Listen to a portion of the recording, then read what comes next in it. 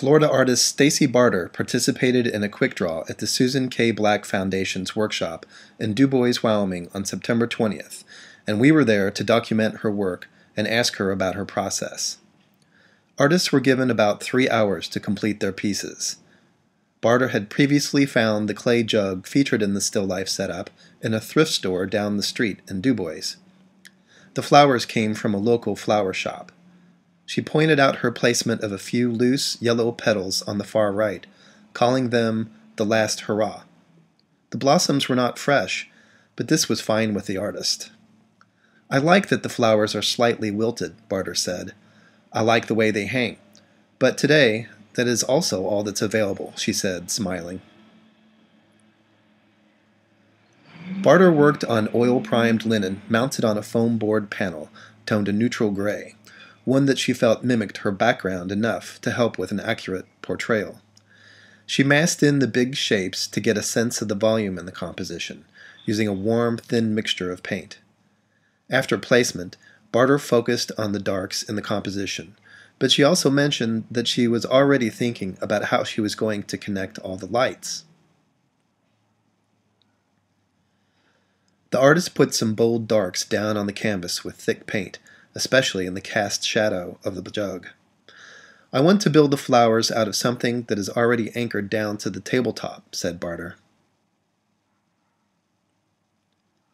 "I'm already thinking about lost edges," Barter said. "Be careful, but be quick."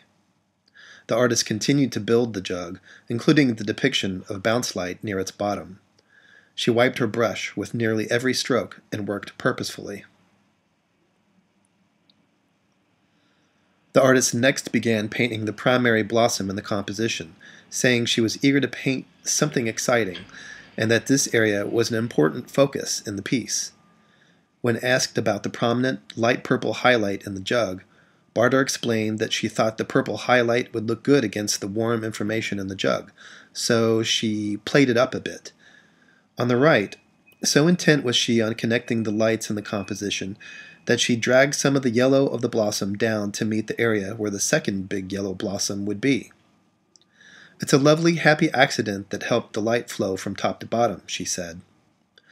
Barter pushed and pulled the paint, working the shapes and colors to where she wanted them. "You have to accept losing the drawing for a while, as you develop the overlapping paint," she said. "It makes for an exciting painting experience." Where she wanted to tighten up a bit, she began to add the background color to create sharp edges. Barter moved around the painting, never settling too long on one area.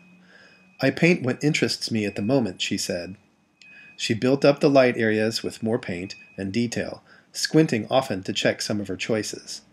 As a rule, she laid down dark areas such as shadows first, then placed the light areas beside the darks or slightly overlapped them to create depth.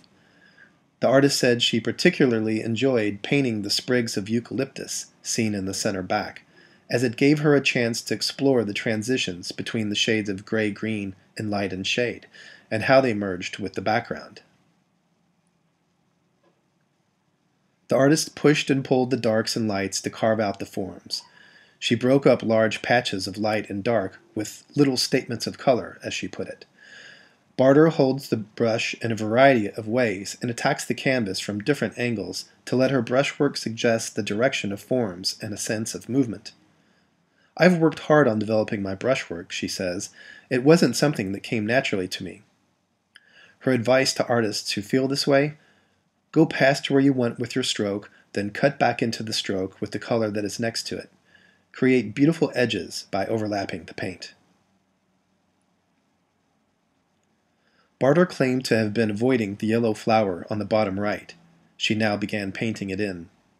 As she worked, she talked about choice of subject matter and the importance of a positive mindset while painting. "If you are enjoying the paint and you are enjoying what you are looking at, then you are already succeeding," she said. Although the artist said she overstated the cast shadows slightly, she explained that it would be easier to pull these darks back, rather than try to make them darker later on.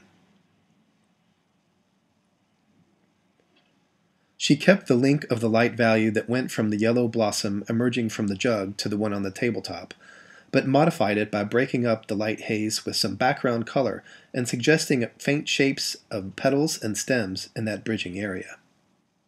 Barter toned down the prominence of the petals on the tabletop at far right, and made a few final adjustments on her darks and lights to further break up midtone areas and to lead the eye through the painting. The completed piece, Vase Goes with the Painting, 2012, Oil on Linen, 12 by 9, collection of Joel Parkman.